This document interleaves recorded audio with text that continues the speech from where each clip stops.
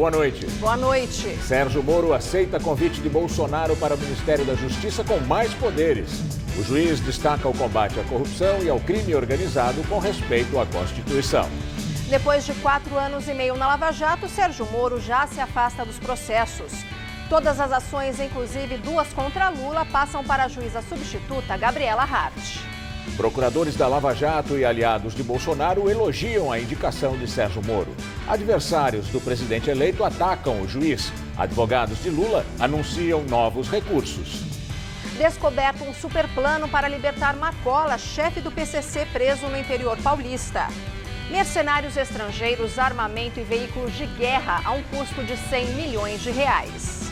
Estudantes de todo o Brasil se preparam para a primeira prova do Enem no domingo. Cada vez mais jovens com ensino superior completo querem fazer mais uma faculdade. Exposição em São Paulo celebra os 70 anos da Declaração Universal dos Direitos Humanos. Painéis do artista Otávio Roth, mundialmente famosos, representam os artigos do documento. O Jornal da Gazeta está no ar.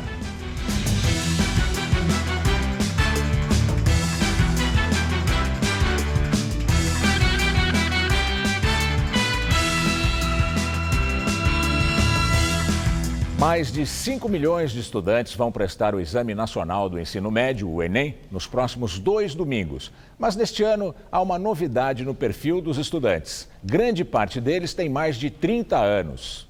Das 7 da manhã às 4 da tarde. Todo dia eles fazem tudo sempre igual. Estudam, estudam e estudam. Em nome do sonho de entrar na faculdade. O Exame Nacional do Ensino Médio é um passaporte para faculdades nacionais e estrangeiras. E além dos jovens que acabaram de concluir os estudos, outro perfil está cada vez mais presente. O pessoal acima dos 30 anos, que até já concluiu o ensino superior. O Renato é um exemplo. Fez a primeira edição do Enem em 1998. Entrou na faculdade de esportes, trabalhou e há 5 anos decidiu.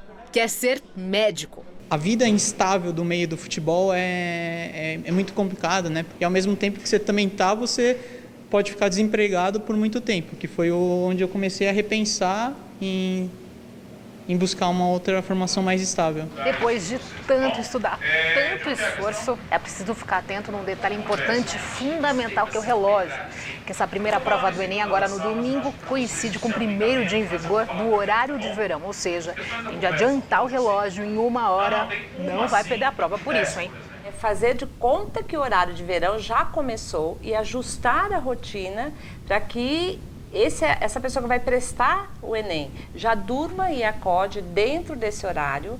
Assim o organismo assimila essa mudança, porque o tempo de sono tem um impacto muito grande no desempenho no dia da prova. A Roberta e a Thaís, mãe e filha, têm um canal na internet sobre educação. Entendem bem como o cérebro reage durante os estudos e também em momentos de teste. Como agir, por exemplo, se der um branco. Lê cuidadosamente aquela questão, deixa ela de lado e vai para frente. O cérebro fica em segundo plano, fazendo as conexões e buscando na memória onde está a resposta para aquela questão. Elas explicam que agora, na véspera do Enem, o que dá para fazer é controlar a parte emocional. Vantagem aí para os mais experientes. E como é que faz isso? Simples. Descontraia. Aliás, recado para os pais, ajudem os vestibulandos a relaxar.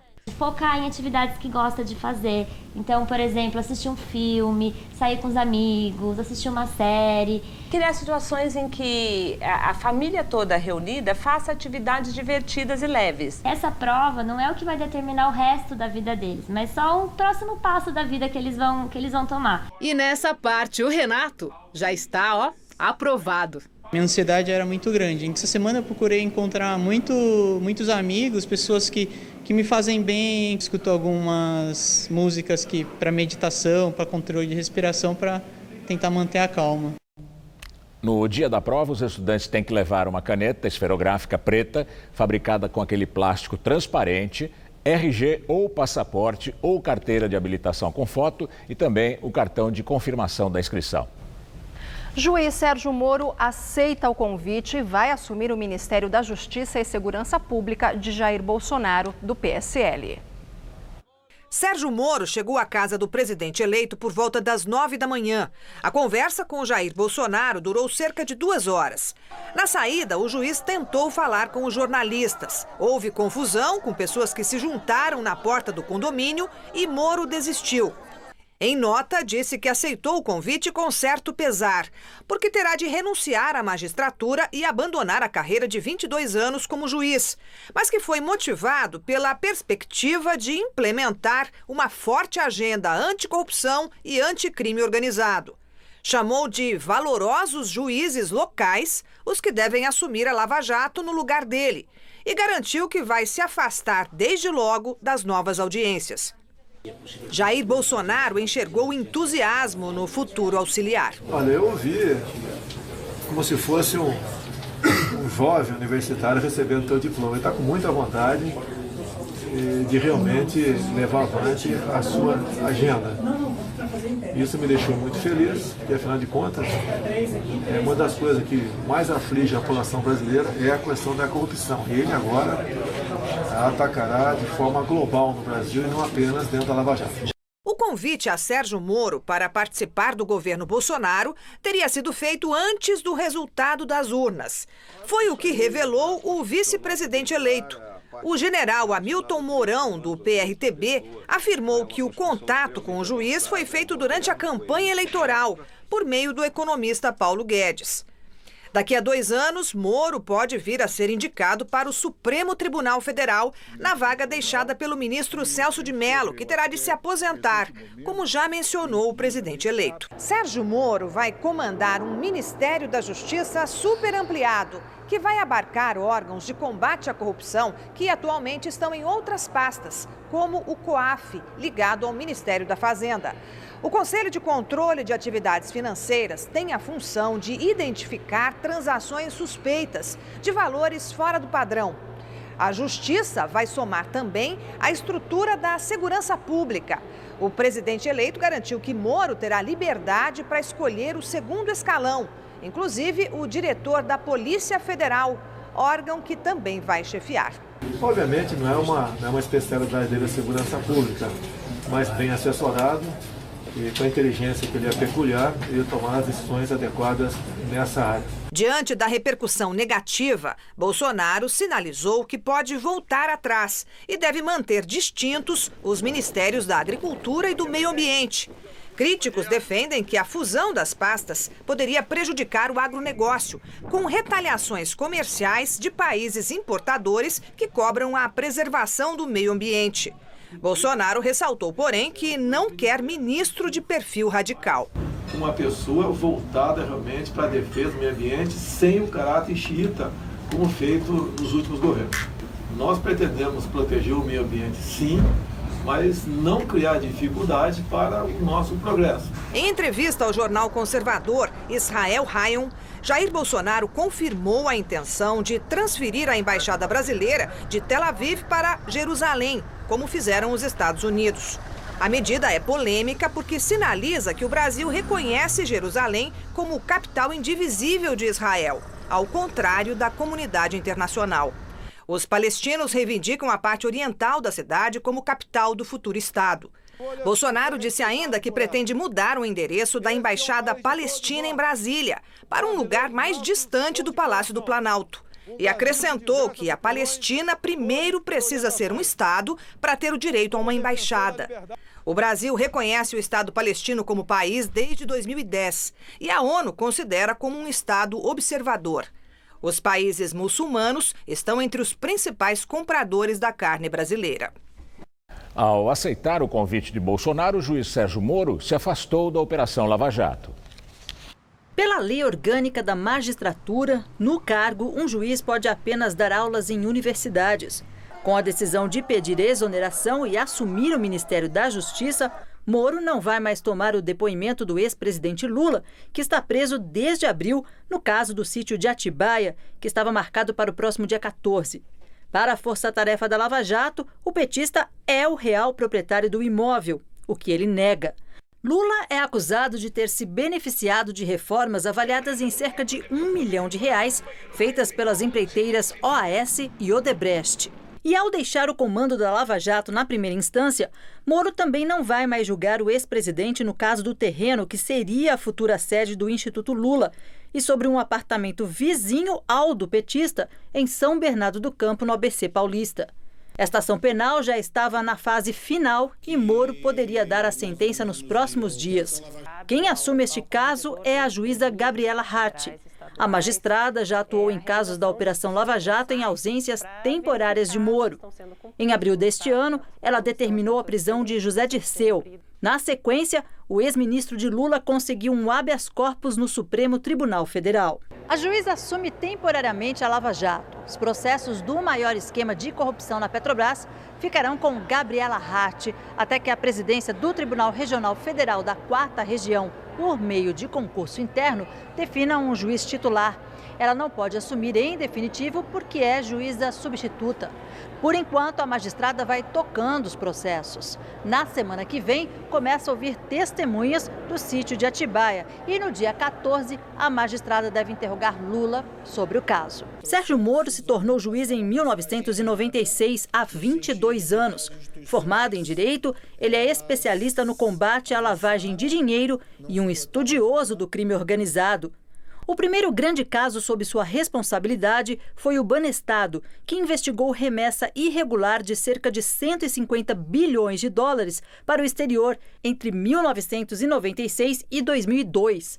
Mas foi em março de 2014 que ganhou projeção nacional, quando se tornou o responsável pela Lava Jato na primeira instância, que desarticulou um mega esquema ilegal na Petrobras.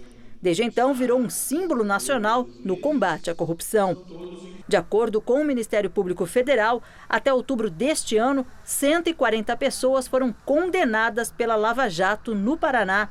Entre os condenados por Moro, o ex-presidente Lula, no caso do Triplex, o ex-ministro Antônio Palocci, o ex-presidente da Câmara, Eduardo Cunha, do MDB, Pedro Correia, ex-presidente do PP, o ex-senador Gin Argelo, do PTB, e grandes empreiteiros como Marcelo Odebrecht e Léo Pinheiro, da OAS. A frente da Lava Jato não ficou livre de críticas. Em março de 2016, o PT reclamou da divulgação de áudios entre a então presidente Dilma Rousseff e o ex-presidente Lula. Na época, Moro afirmou que seguiu a Constituição. Segundo ele, as pessoas tinham direito de saber a respeito do conteúdo daqueles diálogos. Na carreira como juiz, foi responsável pela condenação também de líderes do tráfico internacional de drogas, como Lúcio Rueda Bustos, do Cartel de Juarez, maior organização criminosa do México, e Fernandinho Beiramar. Em 2012, chegou a assessorar a ministra Rosa Weber durante o julgamento do mensalão petista. E agora vamos ao comentário de política com José Neumann e Pinto. O grande paraibano Francisco de Assis Chateaubriand Bandeira de Melo dizia que a coerência é a virtude dos imbecis. Eu não sou dono da verdade e nunca quis ter uma opinião fixa, né? Eu acho que eu tenho que ter opinião e que posso mudá-la. Em relação ao caso da nomeação do Moro, é o caso. Anteontem eu lhe disse aqui que achava que era uma precipitação do Sérgio Moro, do Bolsonaro, nomear o Sérgio Moro para o Ministério da Justiça. Porque o Ministério da Justiça, que já teve muita importância, foi sendo esvaziado ao longo do tempo até virar um puxadinho de nada no governo Temer, com o Torquato Jardim, que é mais um canteiro do que um jardim, e sem a Polícia Federal. Acontece que o Bolsonaro compôs um superministério com um poder que nunca um Ministério da Justiça teve, mesmo na velha República, quando o Ministério da Justiça era o mais prestigiado de todos os ministérios.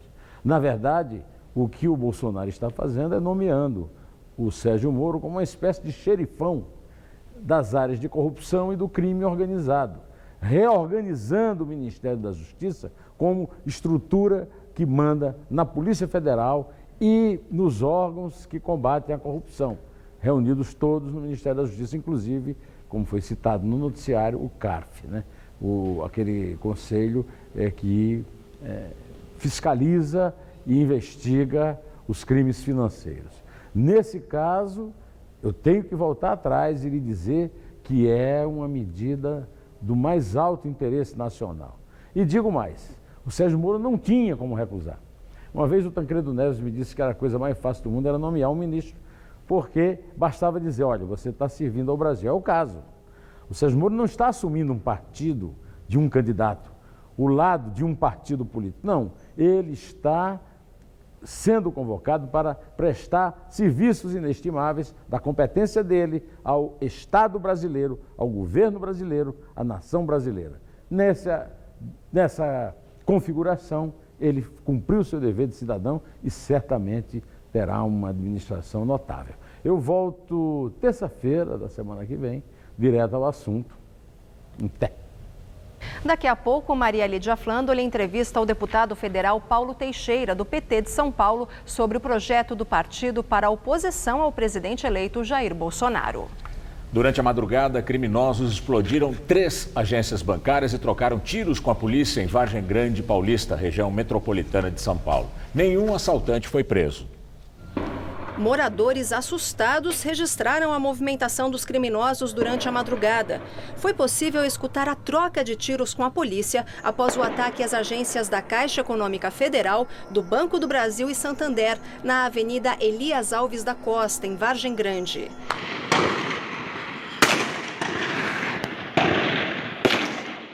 Os imóveis danificados foram interditados pela Defesa Civil. Segundo as autoridades, ao menos 16 bandidos estavam armados com fuzis e metralhadoras. Não houve registro de feridos. Para dificultar a aproximação da polícia, eles colocaram fogo em veículos na rodovia Raposo Tavares e fugiram. Segundo as autoridades, a quadrilha estava dividida em 4 carros e levou uma quantia em dinheiro ainda não informada. O ministro da Segurança Pública, Raul Jungmann, anunciou hoje a abertura de inquérito da Polícia Federal para apurar suposta obstrução na investigação dos assassinatos de Marielle Franco e Anderson Gomes, conforme pedido da Procuradoria-Geral da República. A solicitação de Raquel Dodge, feita ao ministro da Segurança Pública, acontece em resposta a denúncias feitas em 2 depoimentos que serão mantidos em sigilo. Elas se referem a um suposto grupo que estaria impedindo os esclarecimentos das mortes da vereadora do PSOL, Marielle Franco, e do seu motorista Anderson Gomes, prestes a completarem 8 meses sem resolução. A requisição da PGR, que resulta na abertura de inquérito, foi anunciada por Raul Jungmann em Brasília. Ela determinou que a Polícia Federal abrisse inquérito para investigar essa organização criminosa, que envolve agentes públicos, repito, milicianos, organizações criminosas e a contravenção para impedir que se chegue aos mandantes e executores reais do duplo homicídio. A Procuradoria-Geral da República também pediu a proteção das testemunhas que prestaram depoimento sobre os supostos fatos e seus parentes. Hoje também o jornal O Globo publicou uma entrevista do miliciano preso Orlando Curicica, apontado como um dos suspeitos na execução da vereadora Marielle Franco. De acordo com a publicação, o ex-policial militar negou a participação no crime e acusou a Polícia Civil de desinteresse na resolução do caso, além de acobertar assassinatos. Foi aberta hoje no Sesc Bom Retiro a exposição Para Respirar Liberdade, Direitos Humanos na obra de Otávio Roth. A mostra tem como foco 70 anos da Declaração Universal dos Direitos Humanos, proclamada pela Assembleia Geral das Nações Unidas em 1948. Todos os homens nascem livres e iguais em dignidade e direitos. Ninguém será mantido em escravidão ou servidão. Ninguém será arbitrariamente preso, detido ou exilado. 10 de dezembro de 1948, a Assembleia Geral das Nações Unidas aprova a Declaração Universal dos Direitos Humanos, um documento com 30 artigos elaborados com a participação de muitos países e com princípios que regem os valores universais da humanidade. Nos anos 70, Otávio Roth, um artista aqui de São Paulo que morava na Inglaterra, se encantou com a declaração, mas achou que o texto impresso num papel em branco era duro, frio demais. Então ele resolveu fazer representações gráficas de cada um dos 30 artigos de maneira leve e colorida. Nascia a série de obras feitas na técnica de xilogravura com textos e desenhos da declaração. A ideia dele era que essa série tornasse fácil de comunicar o conteúdo da declaração para pessoas de todas as idades e de todas as origens. Otávio Roth fez esses painéis em 7 línguas diferentes. A versão em inglês está exposta nas sedes da ONU de Nova York, Genebra e Viena. São iguais a estas, que também são originais e que agora podem ser vistas no Sesc Bom Retiro.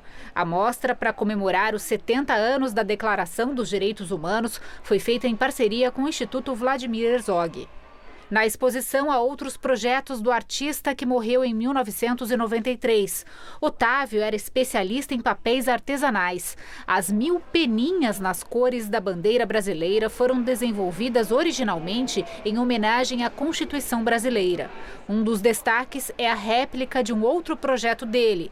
A árvore tem desenhos de 16.000 crianças de escolas públicas de São Paulo e da rede Sesc. As crianças elas são convidadas a fazerem um desenho de um sonho, de um desejo que elas tenham, de alguma coisa que faça elas felizes. A ideia é que você some todos esses desenhos e faça as crianças que participam perceberem que a individualidade delas conta, que a singularidade delas é especial e que ajuda a contribuir para uma construção tão diversa e tão rica. O grande legado que o Otávio deixou foi esse entendimento de que a arte tem um caráter social, ela tem um papel social.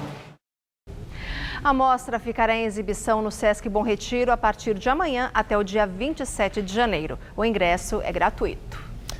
O convite ao juiz Sérgio Moro para o Ministério da Justiça, já foi aceito, como sabemos, provocou várias reações na política e no judiciário. Pelo Twitter, Fernando Henrique Cardoso afirmou: Moro na justiça, homem sério. Preferia vê-lo no STF, talvez uma etapa. A corrupção arruína a política e o país. Se Moro a combater, ajudará o país. O governador eleito de São Paulo, João Dória, retuitou a postagem de Jair Bolsonaro, que comemora. O juiz Sérgio Moro aceitou nosso convite para o Ministério da Justiça e Segurança Pública. O ministro do STF, Luiz Fux, afirmou que a escolha de Sérgio Moro é excelente. Para ele, a indicação é a que a sociedade brasileira faria se fosse consultada. Fux acrescentou que o juiz é símbolo da probidade, da competência e que foi uma escolha por genuína meritocracia. Também nas redes sociais, Deltan Dallagnol, procurador-chefe da Operação Lava Jato em Curitiba, celebrou a confirmação de Moro. Disse que o juiz vai ao Ministério da Justiça por um bem maior, consolidar os avanços da Lava Jato e avançar contra o crime organizado. Responsável pela Lava Jato no Rio, o juiz Marcelo Bretas parabenizou Moro. Ao colega e amigo Sérgio Moro, desejo sucesso. Competência profissional e dignidade pessoal não lhe faltam para exercer as maiores funções em nossa República. No Twitter do PT, lideranças e aliados se manifestaram contra a indicação. Em sua conta pessoal, a presidente do partido, a senadora Gleisi Hoffmann, escreveu: ao aceitar convite para ser ministro de Bolsonaro, parcialidade e intenções políticas de juiz ficam ainda mais claras aos olhos do Brasil e do mundo. A ex-presidente Dilma Rousseff, do PT, afirmou também pelo Twitter: o juiz Moro autorizou a gravação e vazou conversa minha com Lula, alimentando o processo de impeachment. Os advogados do ex-presidente Lula também se manifestaram sobre a ida do juiz Sérgio Moro para o Ministério da Justiça do futuro governo Bolsonaro. Em nota, Cristiano Zanin Martins afirmou que o sim de Moro e a revelação de conversas mantidas por ele com a cúpula da campanha do presidente eleito comprovam que o ex-presidente foi processado, condenado e encarcerado sem que tenha cometido crime, com o claro objetivo de interditá-lo politicamente. Zanin informou que a defesa vai tomar as medidas cabíveis no plano nacional e internacional para reforçar o direito de Lula a um julgamento justo, imparcial e independente. Em coletiva, o presidente eleito Jair Bolsonaro falou sobre as articulações para a escolha do novo presidente da Câmara e medidas de combate ao desemprego. O presidente eleito disse que não vai se envolver na escolha do presidente da Câmara, mas reafirmou que não quer um integrante do PSL no comando da casa. Geralmente um presidente não se envolve nessa questão porque ele vai se queimar com uma parcela considerável da Câmara. O que eu conversei com alguns do meu partido é que nós devemos ter humildade e apoiar alguém de outro partido, logicamente, que tem o compromisso de liberar a pauta para as questões nossas. E eu acho que assim, a gente poderia angariar mais simpatia de parlamentares e de partidos para o nosso projeto. Poderia ser o Rodrigo Maia? Pode ser o Rodrigo Maia, pode ser o Alceu Moreira, pode ser o João Campos, tem outro também, o Jacobo da mesa, vários que lançaram e outros que vão aparecer também. Então o compromisso teria que ter conosco de não segurar a nossa pauta. Bolsonaro ressaltou ainda que investir no turismo pode ser uma saída para combater o desemprego no país. Por que o Brasil não está entre os 40 países que mais recebem turismo no mundo? Não tem cabimento. O turismo aí seria, rapidamente teria centenas de milhares de empregos no Brasil. O que falta? Você tem que ver a questão da violência. Ninguém vem de fora aqui para o Brasil sabendo qual é o risco de morrer aqui. Então, se você consegue atacar a questão da violência, você pode trazer gente de fora que vai movimentar a nossa economia com custo quase zero. Nossa, apenas uma pequena infraestrutura. Não temos turismo de mergulho no Brasil. Eu sou mergulhador profissional. Já tentei uns 10, 15 anos atrás afundar alguns barcos da Baía de Angra e não tive sucesso, dado a burocracia e a forma como essas licenças dificilmente seriam concedidas. Você tem que desburocratizar muita coisa. Eu tentei um tempo atrás, comecei a abrir um negócio particular, poder empregar 5, 6 pessoas, mas a dificuldade que eu tive para prosseguir isso aí, eu desisti. Né? Então você tem que dar meios para quem quer empreender, o faça com prazer, e não com preocupação, e depois tirar o Estado, né, da perseguição dessas pessoas. Muitas vezes a questão da fiscalização é feita de forma bastante radical. E o fiscal tem que ser um amigo de quem produz, adverte, não deu certo, daí vai para a punição. Vamos ao comentário de Josias de Souza, direto de Brasília. Ele fala do Ministério de Bolsonaro. Em meio a interrogações e exclamações, Jair Bolsonaro vai entregando até o momento o que havia prometido: um ministério sem interferências partidárias. Poderia cercar-se de auxiliares medíocres. Preferiu encostar suas limitações em personalidades fortes. 3 se destacam: o general Augusto Heleno, o economista Paulo Guedes e, sobretudo, o juiz Sérgio Moro. Com Heleno, Bolsonaro entregou as Forças Armadas a um estrategista que os militares respeitam muito. Com Guedes, confiou a economia a alguém que pode ser acusado de ultraliberalismo, não de desconhecimento técnico. Com Moro, Bolsonaro impermeabilizou sua futura administração com o verniz da Lava Jato. Bolsonaro deu a Heleno, Guedes e Moro poder e estrutura de superministros. A partir de janeiro, haverá uma pulverização de atribuições e decisões que tende a fortalecer a entidade chamada Ministério em detrimento da instituição presidencial. A atuação dos superministros da Defesa, da Economia e da Justiça pode passar a impressão de que há no Planalto um mini-presidente.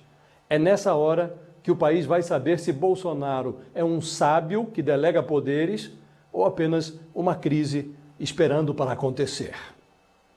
Boa noite. 1.800.000 carros aqui de São Paulo devem pegar a estrada indo para o litoral ou para o interior nesse feriado de finados. Também nos 3 terminais rodoviários da capital se espera muito movimento. O repórter Luciano Penteado está no terminal Tietê e tem outras informações. Boa noite, Luciano. Muito movimento aí?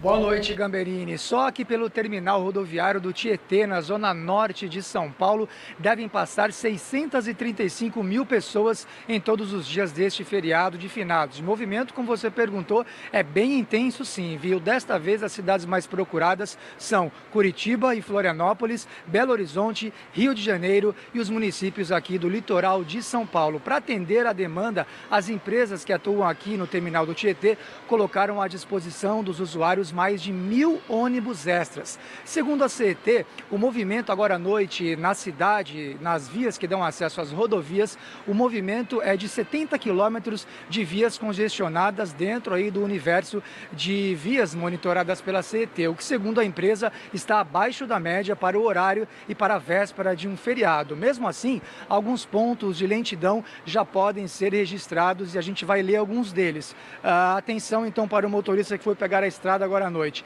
Os pontos de mais lentidão, na Ayrton Senna, entre o 17 e o 28, na Fernão Dias, sentido BH, altura de Atibaia, Anhanguera, sentido interior, Bandeirantes, também sentido interior, na altura de Jundiaí, e para quem for para a praia, a rodovia Anchieta tem o tráfego lento agora à noite, portanto, a melhor opção para o motorista é a rodovia dos Imigrantes, para quem for para a Baixada Santista. A gente lembra que o rodízio de veículos está suspenso em São Paulo amanhã, que é o dia do feriado, e ficará aí suspenso, voltando, portanto, na segunda-feira, às 7 horas da manhã. Voltamos ao estúdio.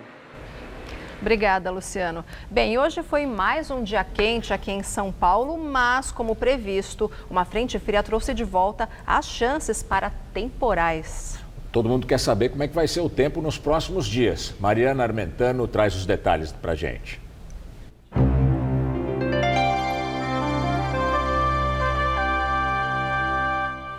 Já é tradição, todo feriado de finados chove em boa parte do Brasil.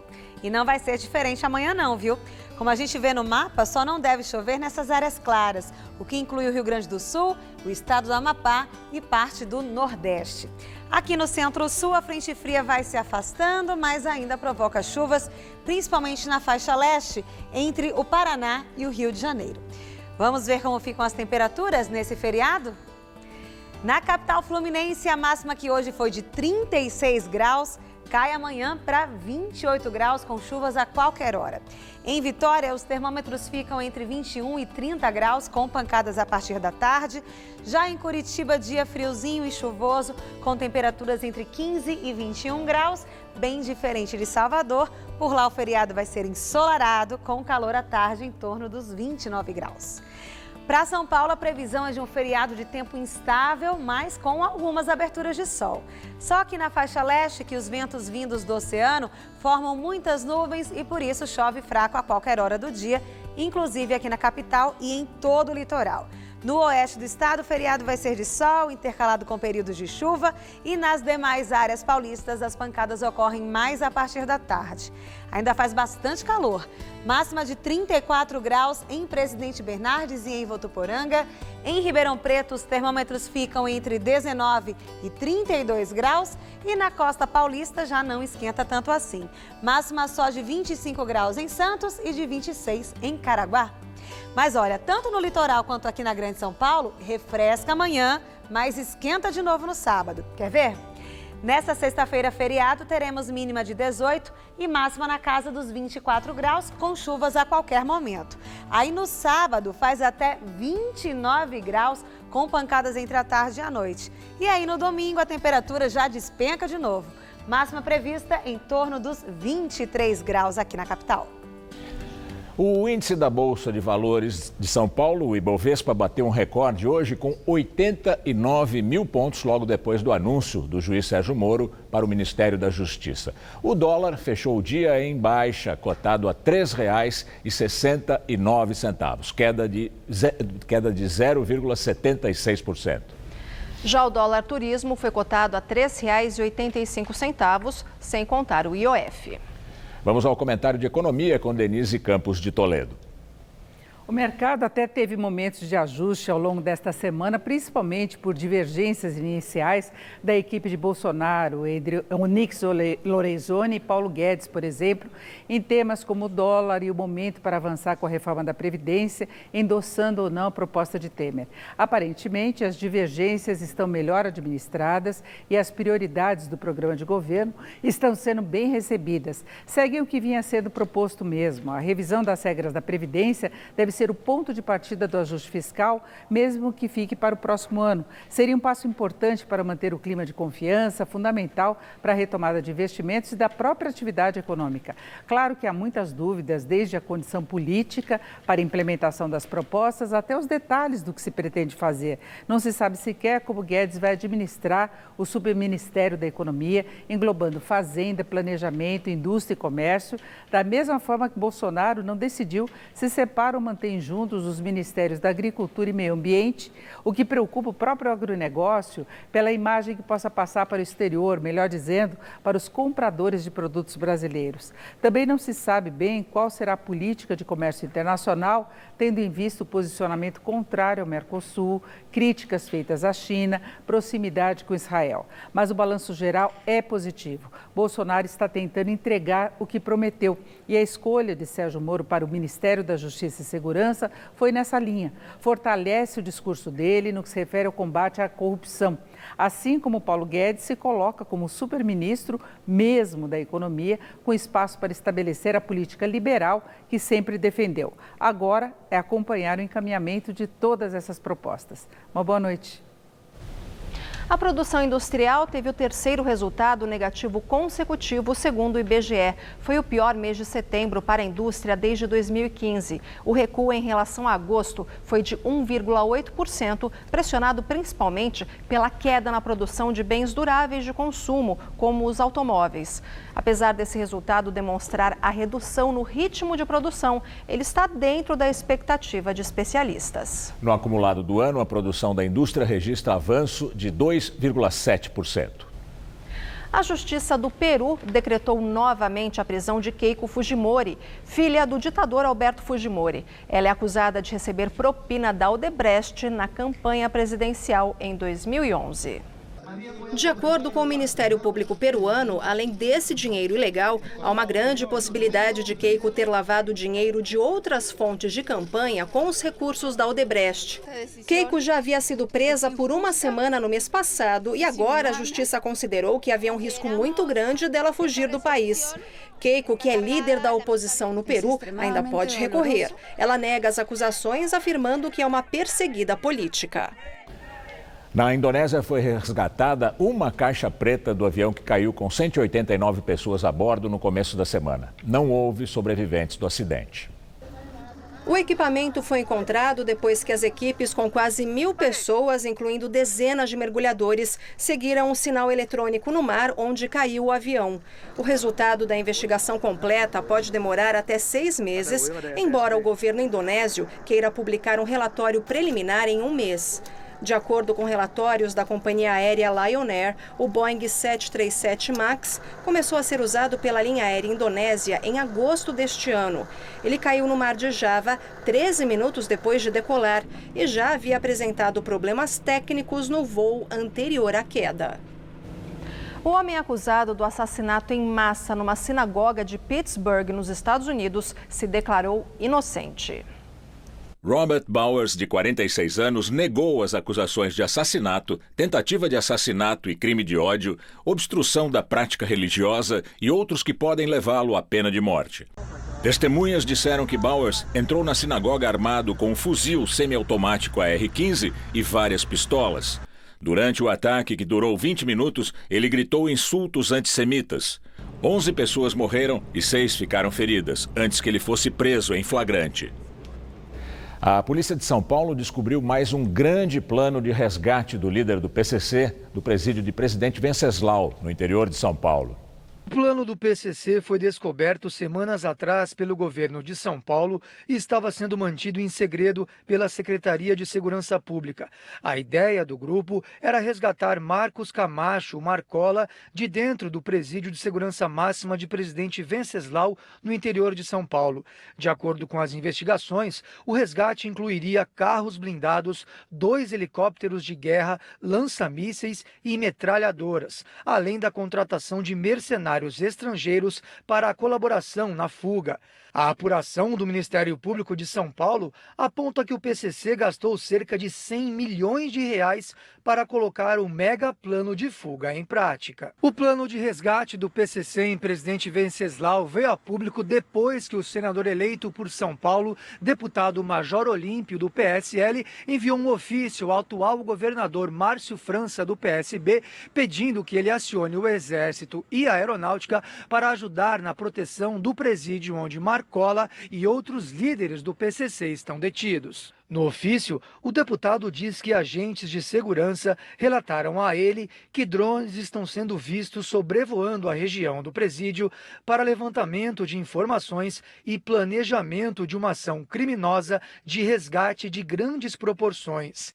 De acordo com o documento obtido pelo Jornal da Gazeta, o deputado diz que o plano do PCC está sendo elaborado para que haja uma atuação conjunta que impeça a força policial de agir, bloqueando as saídas dos quartéis e do helicóptero Águia da Polícia Militar para a perseguição numa eventual fuga. No plano, o PCC planeja também fechar estradas com veículos de grande porte para impedir a atuação das forças de segurança do Estado, diz o documento. Condenado a 232 anos e 11 meses de prisão por formação de quadrilha, roubo, tráfico de drogas e homicídio, Marcola e parte da cúpula do PCC estão presos na penitenciária 2 de Presidente Venceslau, a 600 quilômetros da capital paulista. No futebol, Palmeiras apenas empatou ontem com o Boca Juniors da Argentina em partida disputada aqui em São Paulo. Com o resultado, o time de Felipão foi eliminado na semifinal da Copa Libertadores da América. A jogada saiu dos pés das duas surpresas de Felipão. De Lucas Lima para Daverson e de Daverson para Bruno Henrique. Gol do Palmeiras. Logo no começo, do jeito que o Verdão mais precisava que acontecesse. Mas, de novo, o VAR. A arbitragem reavalia o lance e anula o gol por impedimento de Daverson. Que ducha de água fria. A verdade é que, além do gol anulado, o que estava complicado ficou ainda pior com a bola cruzada por Villa para Ábila marcar. Gol do Boca. Gol fora de casa. Para se classificar, o Palmeiras precisaria agora de 4 gols. E só conseguiu o primeiro no começo do segundo tempo. Gol do zagueiro Luan. E o jogo, que tinha ficado morno depois que o Boca fez 1-0, voltou a esquentar. Com 13 minutos, pênalti em Dudu. Gustavo Gomes bateu com categoria e fez 2-1. O gol da virada. Faltavam mais 2. Só 2. Mas a esperança acabou de novo com Benedetto. O carrasco do jogo de ida empatou o duelo no Allianz Parque e carimbou o passaporte do Boca para uma inédita final argentina contra o River Plate. Agora vamos ao comentário do esporte com Celso Cardoso. Benedetto, esse nome jamais será esquecido pelo palmeirense. Ele foi o responsável por fazer ruir o Castelo de Sonhos palestrino. Mas essa história, que termina com 2 argentinos pela primeira vez numa final de Libertadores, tem participação importante de outros personagens. Antes, porém, sejamos justos. Ninguém disse que seria fácil. A missão realmente era ingrata. Embora não seja o melhor Boca Juniors dos últimos tempos, entrar em campo já perdendo por 2-0 era muito assustador, fruto da performance ruim no primeiro jogo em Buenos Aires. E não bastassem as dificuldades já esperadas, Luan, que já tinha vacilado na Argentina quando Benedetto selou a sorte do Boca, nem viu Ábila se deslocar para abrir o placar logo aos 17 minutos de jogo. Pior, o time não conseguia criar. Tirando o gol de Daverson, justamente anulado com a ajuda do VAR, o Palmeiras não foi capaz de assustar o rival. A suposta hegemonia técnica dos palestrinos sucumbia ante o planejamento tático boquense. O time argentino tocava a bola, ditava o ritmo do jogo, enquanto o tão bom Palmeiras se limitava à ligação direta em busca de um desvio salvador de Daverson para um dos ponteiros. Muito pouco para o clube que mais investiu no futebol brasileiro. Quando Luan se redimiu a empatar e Gomes de pênalti virou tudo isso em 15 minutos, parecia enfim que o Palmeiras conseguiria o tão esperado milagre. Mera ilusão. Felipe Melo, que mais uma vez se destacava como um dos melhores do time, não teve força para acompanhar Benedetto. Só olhou o atacante chutar cruzado para decretar o empate e colocar o Boca na final contra o maior rival, o River Plate. Justo, muito justo. O time argentino foi o melhor nos 2 jogos. Ainda resta o Brasileirão para o Palmeiras. A dor hoje, claro, é grande, mas não há tempo para luto. A vida pede urgência. Sábado já tem clássico contra o Santos E a vitória é fundamental para tentar terminar 2018 com pelo menos uma taça. E o Verdão só depende dele. Boa noite. E veja a seguir, Maria Lídia Flandoli entrevista ao deputado federal Paulo Teixeira, do PT de São Paulo, sobre a oposição ao governo Bolsonaro. Até já.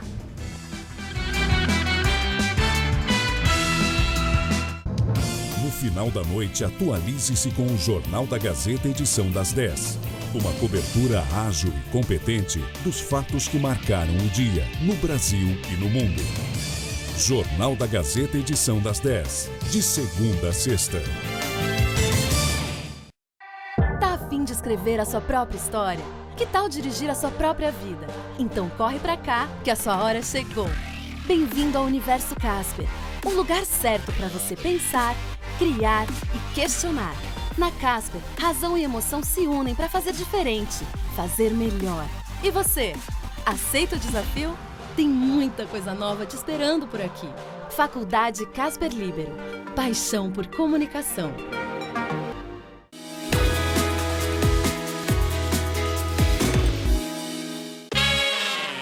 Vem aí a prova do Enem. Esperto, se prepare bem. Cheque informações no cartão de inscrição. Chegue antes de fechar o portão. Prova do Enem, 20 anos de Enem. Quem se preparar vai se dar bem. As provas serão dias 4 e 11 de novembro. Leve caneta preta de tubo transparente.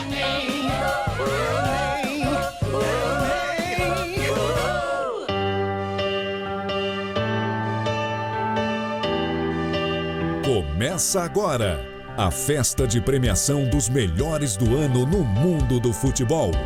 Senhoras e senhores, muito boa noite. É maravilhoso poder recebê-los aqui. Queria agradecer a TV Gazeta. Todo mundo contribuiu para a gente chegar e ser a melhor defesa do campeonato. E todos nós sabemos o quanto o trabalho de equipe ele é fundamental para o sucesso. É emoção demais, né? O futebol é a paixão de todos que estão aqui. Todo mundo que chega aqui chega muito feliz e isso dá inspiração para seguir um ano, para poder estar aqui no próximo ano. Obrigado a todos aqueles que votaram em mim. Estou muito feliz por receber prêmios dessa importância. Pelo seu trabalho, pelo seu talento, pela sua perseverança. Parabéns.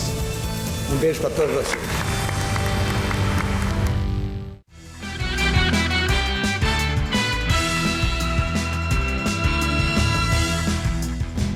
Na entrevista do dia com Maria Lídia Flandoli, o projeto do PT para a oposição ao novo presidente da República.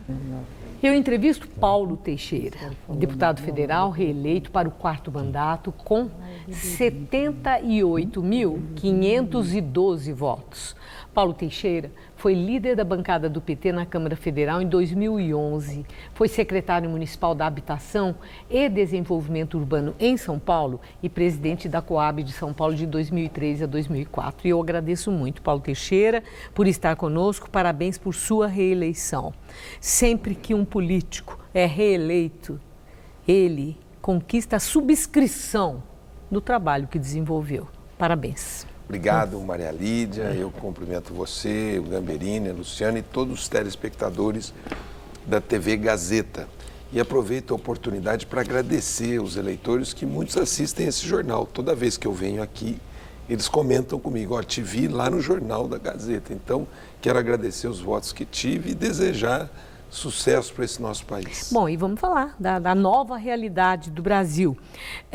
Jair Bolsonaro teve essa eleição com quase 58 milhões de votos. E ele é chamado de mito pelos eleitores dele, pelos seguidores. Esse sucesso eleitoral de Bolsonaro impacta, de alguma forma, a liderança de Lula no cenário político nacional? Absolutamente não. Por que que não impacta? Porque Lula é quem liderou as pesquisas. E ele foi impedido de disputar pela justiça. A justiça o impediu de disputar. Nós questionamos, o julgamento dele, porque, na nossa opinião, foi um julgamento sem provas de um juiz que o perseguia e que esse juiz militava politicamente contra Lula. Bom, esse juiz hoje virou ministro da Justiça de Bolsonaro. Isto é, ele tem uma militância política, o que é muito ruim. Por que é ruim? Nós devíamos ter no Brasil uma legislação que impedisse o juiz que julga um caso criminal, no dia seguinte poder fazer parte de um governo do opositor daquela pessoa que ele condenou. Nós devíamos ter uma espécie de uma quarentena. Nós vivenciamos esse problema recentemente quando aquele procurador Marcelo Miller, ele fez uma acusação de um lado e foi trabalhar no dia seguinte para o outro lado. Não, mas é diferente, não compara, né? Não, mas não compara, até porque esse Miller, ele foi muito questionado pelo Ministério Público Federal, pela Procuradoria-Geral, porque ele teve uma atuação que não transgrediu apenas valores éticos na própria lei. Não, mas aí o que eu quero dizer é o seguinte, ali você teria que ter também uma quarentena para o procurador que acusa, no sentido de que ele não pode se integrar às empresas acusadas. Mas tem um tema ético aí, tanto que esse tema ético, ainda que não tenha a lei, pegou Marcelo Miller. Agora aqui nós temos 3 sinalizações ruins. Qual a primeira sinalização? Se você deixar, se ele for ministro, você vai estar falando para o Poder Judiciário o seguinte, façam política, condene os seus adversários, que você depois poderá, ajudando aqueles com quem você concorda, você poderá integrar a equipe daqueles que você concorda. Mas eu vi um argumento que eu gostaria de ouvir também a sua opinião, que é o seguinte, o juiz Sérgio Moro se tornou o símbolo do combate à corrupção no Brasil.